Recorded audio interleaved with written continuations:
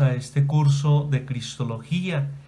Ya vamos completando un poco todo el panorama de la vida de Jesús y en ese sentido vamos a ir como descubriendo los momentos más importantes de su vida, de su ministerio y también de su misterio mismo que envuelve y que revela también al Padre. Hoy entonces vamos a continuar con un aspecto muy importante, central en la vida de Jesús, y es el acontecimiento de su pasión, su muerte y su resurrección. Pero vamos a tocar entonces de este aspecto central los dos primeros peldaños, la pasión y la resurrección, para completar de este modo pues un poco como el recorrido histórico de la vida de Jesús y luego como un acercamiento más al Jesús de la fe a partir del testimonio de los apóstoles en la resurrección, pues trataremos precisamente este tema y la ascensión en el siguiente encuentro. Entonces, bienvenidos a este encuentro que lo que pretende hacer ahora es un acercamiento a ese misterio profundo de la pasión y la muerte del Señor.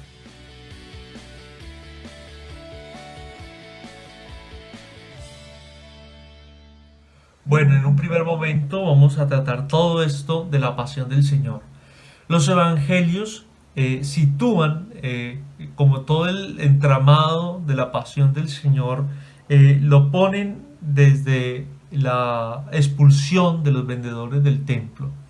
Y esto es un signo muy importante porque marca también no solamente el testimonio de Jesús en contra de las estructuras de poder, sino que también es un signo profético de hacer irrupción sobre el templo de Jerusalén. El templo es el centro, ya lo habíamos dicho en el encuentro en el que hicimos todo el contexto cultural y religioso.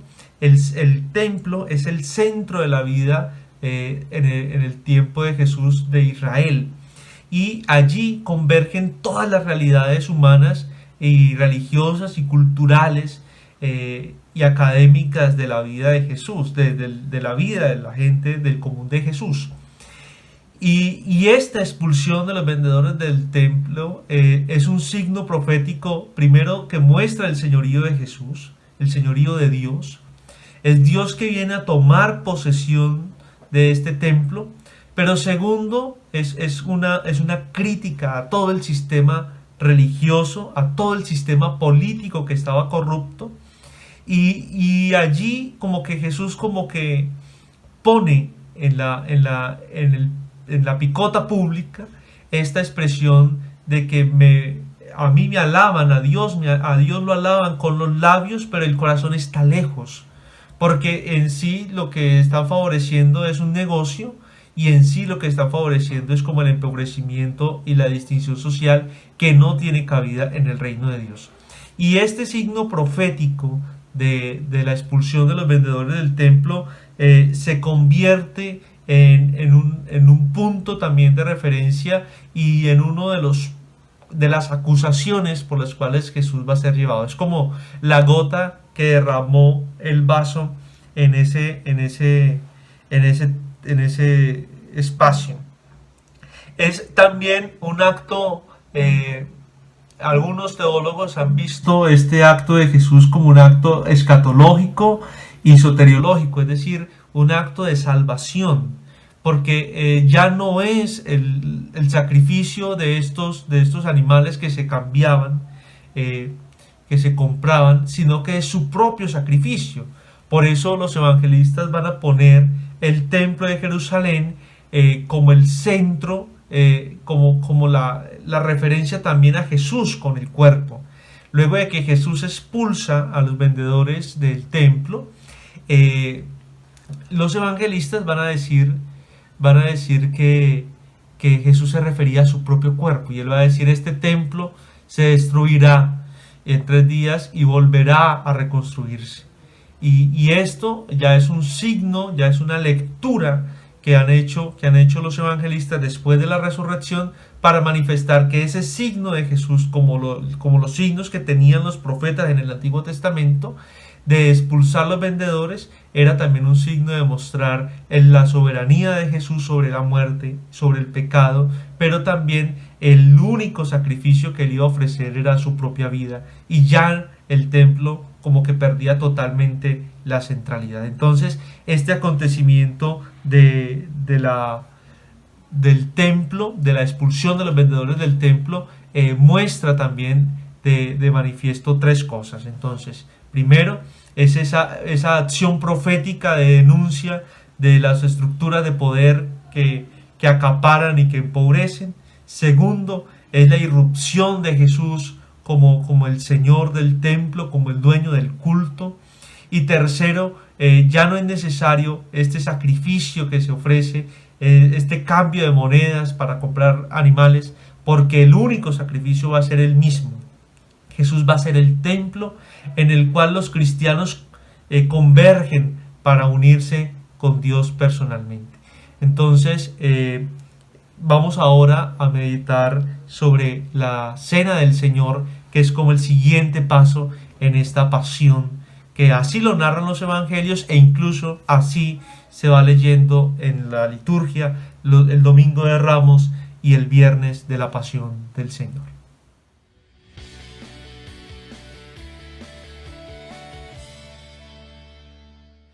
Ahora meditemos la cena del Señor.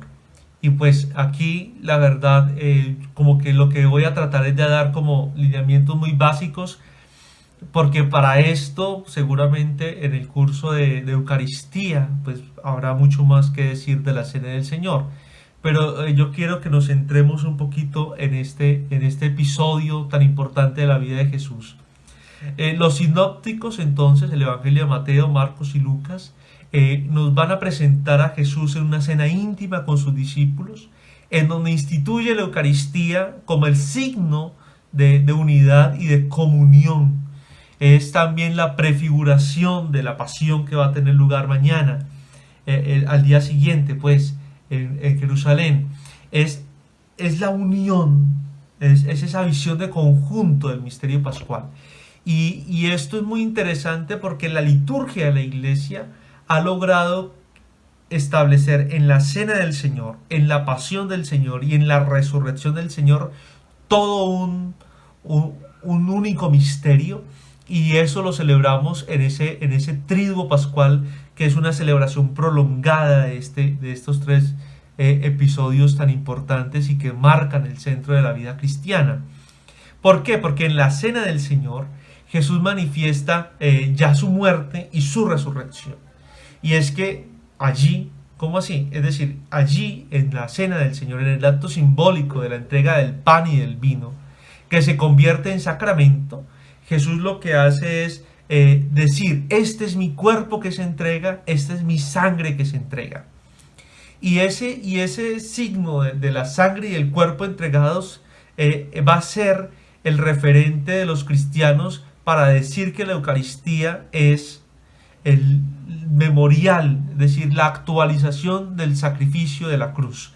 Es decir, la relación de la Eucaristía con la cruz es inminente, porque en la pasión, en la cena, perdón, del Señor, Él une este acto simbólico de entrega, lo une al sacrificio mismo de la cruz. Es decir, que en la Eucaristía, en la cena, en la última cena, Jesús establece ese acto de la cruz en clave de sacramento, de una celebración colectiva de la fe, en un recuerdo, en un memorial, que no es un recuerdo pasado, sino que es una actualización de ese misterio de la cruz. Y en esta cena íntima, el evangelista San Juan va a poner ese discurso que normalmente nosotros conocemos como la oración sacerdotal. San Juan lo va a poner también como en el discurso de despedida, y allí va a marcar como tres aspectos muy importantes. El primero es la clave del amor y la unidad, que va a ser como el punto de referencia de este testamento de Jesús. Ámense como yo los he amado. Nadie tiene mayor amor que el que da la vida por sus amigos, y ustedes son mis amigos. Ese amor que se hace también sacramento en el lavatorio de los pies, ese amor que se hace servicio. Lo segundo es esa unidad que deben vivir los discípulos, y Jesús ora para que los discípulos se conviertan en uno solo, como Jesús y el Padre son uno solo, como Jesús y los creyentes quieren que sea uno solo. Es decir, esa sistematización del discurso de Jesús apunta a la unidad de Dios Trinidad con la humanidad y con los discípulos de Jesús. Y en tercer lugar, el evangelista San Juan va a tomar esa expresión del lavatorio de los pies como el mandato sublime del servicio y de la comunidad. Y el servicio entendido como quien quita la vida y quien la recupera. ¿Cómo así? El texto nos dice que Jesús, estando en la cena con sus discípulos, se quitó la capa y al quitarse la capa fue a lavarle los pies a sus discípulos, y luego retomó y se volvió a tomarle el manto, la capa, y se lo puso. Y este signo de quitarse la capa y volvérsela a poner, algunos lo han interpretado como que la capa es signo de la dignidad humana, de la vida. Pues en los tiempos de Jesús seguramente una capa era el vestido más importante, porque en el camino, cuando ibas de camino de una ciudad a otra, pues seguramente se anochecía y era tu refugio, era tu protección para la noche. El no tener capa puede significar el no tener dignidad, el perder la vida. Y entonces Jesús lo que hace, quitándose la capa y lavándole los pies a los discípulos, es: entreguen la vida. A mí nadie me quita la vida, yo mismo me la quito. Es decir, yo mismo la entrego, yo me quito la capa y luego la retomo. La pasión, la resurrección. La capa va a ser ese signo. Yo entrego mi vida y la retomo. Y la entrego para ponerla al servicio de los demás. Por eso lava los pies. Y entonces aquí el mensaje para los cristianos es profundo, porque el mensaje apunta a que tú y yo entregamos nuestra vida y lo hacemos en unión al sacrificio de Cristo para servirle al hermano. Y allí es donde tiene también esa relación eucarística de comunión, de unidad y de amor. Entonces esta cena es también muy importante, porque los evangelistas luego, seguramente y naturalmente después de la muerte de Jesús y la resurrección, pudieron acuñar todo este testamento y lo pusieron en este momento tan especial en el que Jesús instituye la Eucaristía como el sacramento que va a perpetuar la pasión, y segundo, como el mandato de unidad y de comunión, entregando la vida al servicio de los hermanos.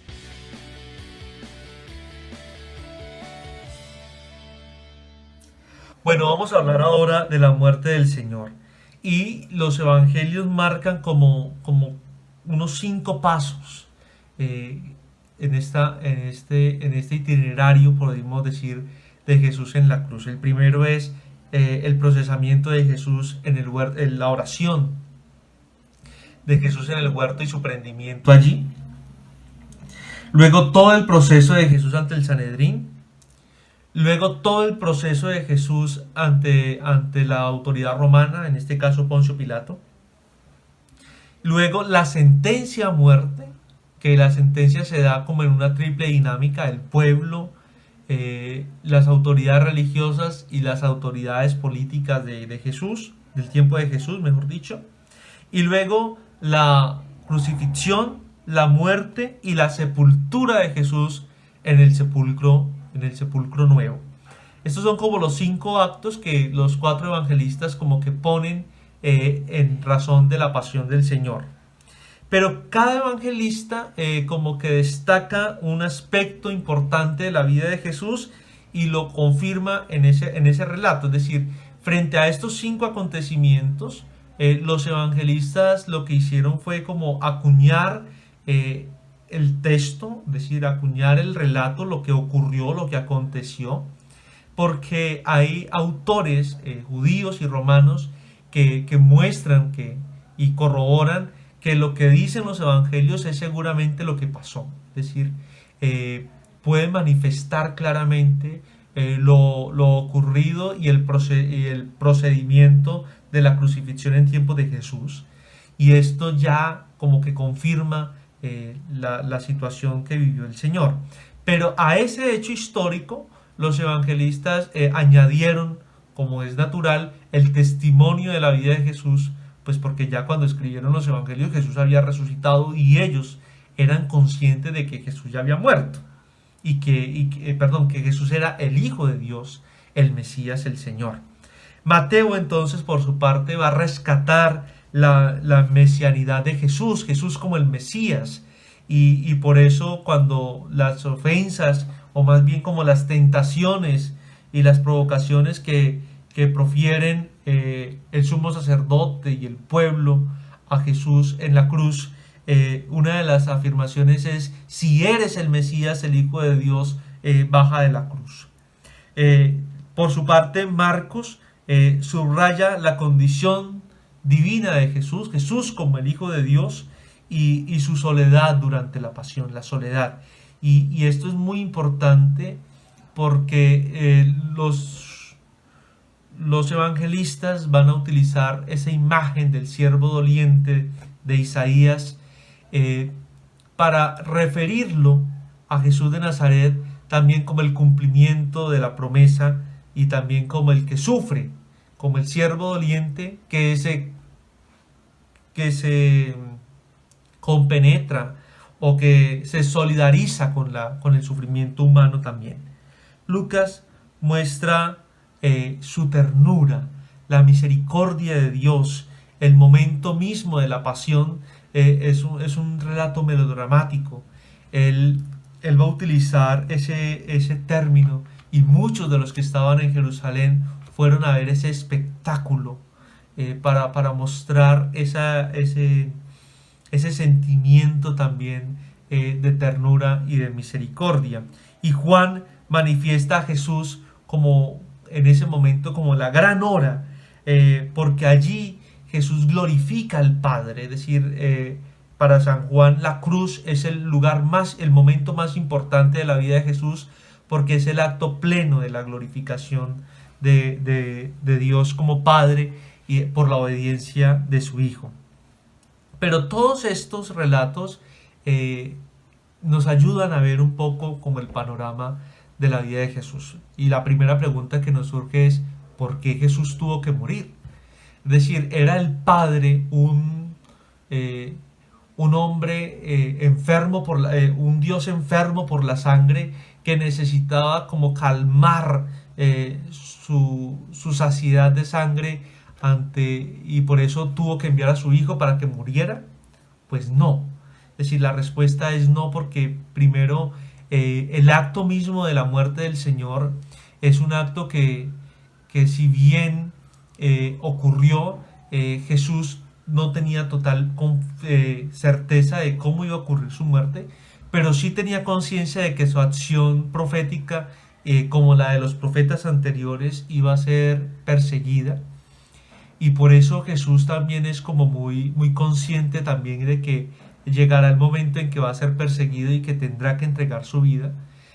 Seguramente no sabía que iba a ser de este modo, de la cruz. Si hubiese sido en otro tiempo y otro imperio sería el que estuviera como dominando, pues a Jesús lo hubieran condenado a una condena según las estructuras del momento. Eso como que nos quede claro, pero para dar respuesta a la pregunta de si era necesario, no era necesario, pero allí está la clave, porque Jesús se solidarizó con la humanidad y asumió nuestra muerte, que es consecuencia del pecado. Aceptó la muerte para liberarnos del pecado. Y esta es la clave de la entrega de Jesús. No es que Dios necesitara la sangre de su Hijo, sino que Él, en su plan de salvación, decidió asumir una de las consecuencias del pecado, no porque Él fuera pecador, sino porque asumió los pecados de la humanidad para de este modo como que saldar la deuda del pecado con una de sus consecuencias, que es la muerte. Entonces esto como que nos quita de una vez ese estereotipo que tenemos de uy, qué pesar, Dios tuvo que entregarle la vida al Padre. No, es una ofrenda. Por eso Jesús va a decir, a mí nadie me quita la vida ni nadie me la exige, yo mismo la doy. Y es esa oblación misma del sacrificio de Cristo en la cruz. Lo segundo que podríamos decir es, si Jesús era Dios, murió. Es decir, porque en los primeros siglos de la iglesia y aún en nuestros tiempos, surgió como la teoría de, bueno, Jesús era Dios, no podía morir, porque pues Dios entonces sería un mortal. Pero aquí entonces está la clave de haber visto como antes, como lo hicimos en encuentros anteriores, la clave de la divinidad de Jesús y de las dos naturalezas que se unen en Jesús, la naturaleza humana y la naturaleza divina. Ambas están en Jesús y por eso Jesús, que es un hombre completo y perfecto, muere en la cruz, muere realmente. Pero la victoria de Cristo sobre la muerte es que Dios mismo lo resucitó. Y en la resurrección está claro ese acto de la Trinidad de recuperar el señorío de Jesús, o más que recuperarlo, como ratificar el señorío de Jesús. Entonces, Jesús muere realmente en todas sus realidades biológicas y humanas, es decir, murió. Por eso fue sepultado. Pero esa muerte de Jesús no es entendida como una dormición, o no es entendida como una mímica, sino que fue una muerte natural y real, causada pues por la crucifixión, y que ante esta muerte real de Jesús, el Padre actúa por el Espíritu Santo resucitándolo. Entonces allí podemos romper ese mito y esa herejía, porque al decir que Jesús murió en su carne y no en su divinidad, pues estaríamos separando la humanidad y la divinidad de Jesús. Y eso no es posible en ningún momento, incluso en la resurrección, porque Jesús cuando resucita, ya lo veremos en el encuentro siguiente, cuando Jesús resucita en cuerpo y alma y espíritu, resucita en toda su estructura, ahora en un cuerpo glorioso seguramente, pero resucita todo él, toda su persona. Y aquí quiero como que tengamos también otro dato, como para que tengamos como muy presentes. Para nosotros esto de que Jesús muere solamente su humanidad y no su divinidad, que es como la concepción general, es natural y es normal, porque nosotros tenemos la idea de orar por los difuntos, y entonces decimos, oramos por el alma de fulano de tal, y el cuerpo. Es que la persona es todo, un cuerpo. La persona es cuerpo, alma y espíritu, es una unidad. Y entonces, pero no, nosotros pensamos que son como que era, como goticas, como espantos, como nubecitas que van apareciendo, las almas. No, son personas, porque tienen un cuerpo, ya no es un cuerpo mortal, es un cuerpo espiritual, que es totalmente distinto, pero tienen cuerpo, son personas. Entonces esa expresión de oramos por el alma de, no, oramos por fulano de tal o fulana de tal, porque ella toda es una persona.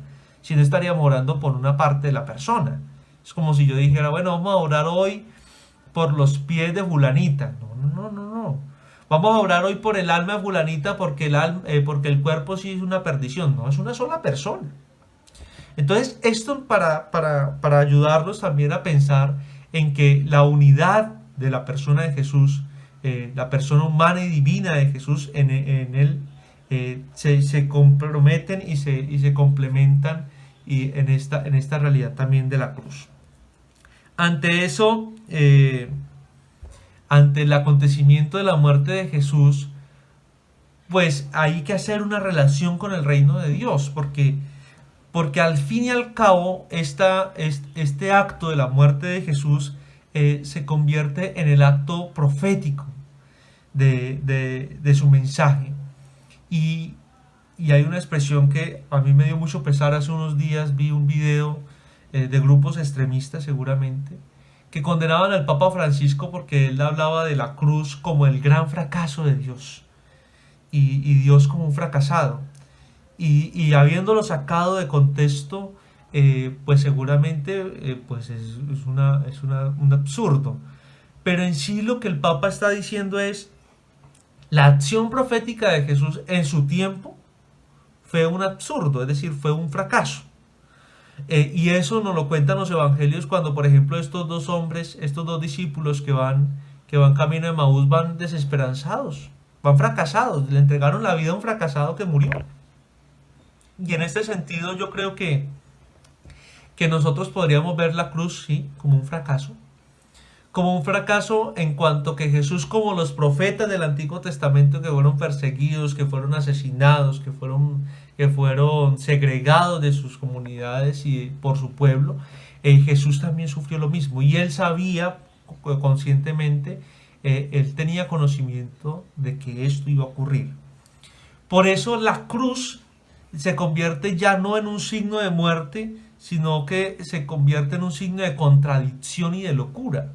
Porque solamente quien entiende la dinámica del reino de Dios, que es totalmente contraria a las dinámicas de poder, de las estructuras de poder, pues va a entender que la cruz, que es sacrificio, que es entrega, que es oblación, que es servicio a la comunidad, que es comprometerse con la causa del que sufre y poder abolir la esclavitud del pecado y de la muerte por medio de la misma muerte del Salvador. Ese signo de la cruz se va a convertir en el pilar, pues, de la teología cristiana. Entonces la cruz se convierte en una realidad de esclarecimiento también de la divinidad de Jesús. Y aquí quiero que por último podamos reflexionar la muerte de Jesús como la gran revelación de Dios. El texto de San Mateo dice que cuando Jesús murió dio un fuerte grito, la tierra tembló y el velo del templo se rasgó en dos. Y esta imagen del velo rasgado en dos es muy importante porque es como el evangelista muestra esa realidad de que ya no necesitamos de otras mediaciones, sino que Cristo mismo es nuestra mediación. En el templo de Jerusalén, en el Santo de los Santos, en el Santo Santorum, que era el lugar donde se creía que estaba la presencia de Dios, había un velo. Y ese velo cubría ese lugar sagrado y nadie tenía acceso a él. Solamente tenía acceso el sumo sacerdote y una vez al año el sumo sacerdote entraba a ofrecer por la Pascua un sacrificio. Y nadie podía entrar allí porque estaba ante la presencia de Dios. Incluso si el sumo sacerdote le amarraban una cuerda por si moría allá adentro ante la presencia de Dios y poderlo jalar, pues, y traerlo. Como cosas como estas eran la concepción de lo privado de Dios y de como que solamente uno puede entrar.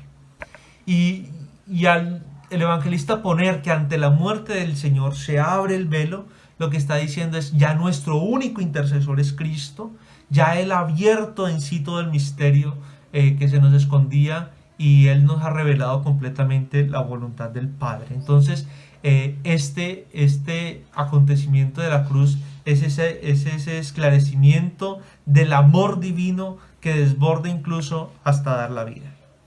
En conclusión, la muerte del Señor marca un signo de contradicción entre las estructuras de poder.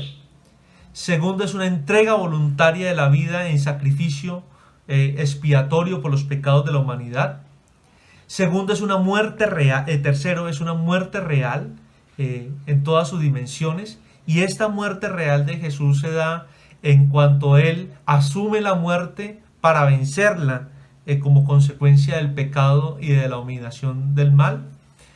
Cuarto, la muerte del Señor es también el signo de la misión profética de Jesús y se va a convertir en el signo de victoria sobre la muerte y también en la bandera del reino de Dios que se solidariza con los que sufren, con los que son perseguidos, con los que son maltratados. El valor de la cruz, entonces, también, por último, quinto, nos demuestra una actitud interior para los cristianos, la actitud de la obediencia, de la humildad y del amor.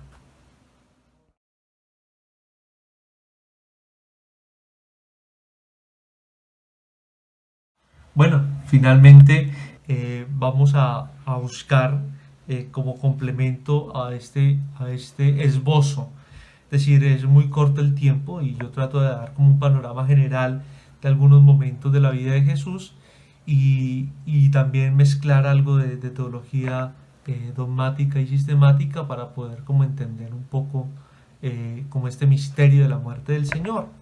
Y ante esto, pues lo más importante es que nosotros podamos como ir adelantando nuestro estudio personal.